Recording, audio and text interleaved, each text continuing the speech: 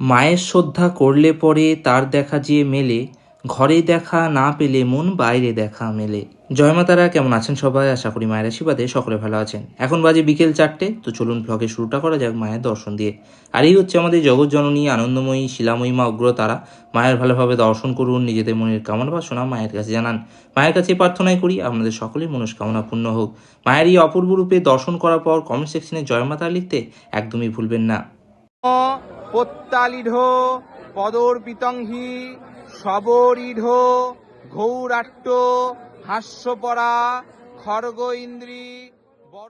আজকে এক দাদা ও দিদি এসেছেন মায়ের কাছে পুজো দিতে গৌহাটি থেকে। এই হচ্ছে সেই দাদা ও দিদি। খুব সুন্দরভাবে তাদের দর্শন পুজো সম্পন্ন হয়েছে। তারা পুজো দিয়েও খুবই খুশি। এখন বিকেলবেলা, সেই জন্য মন্দিরে তেমন মানুষের সমাগম নেই।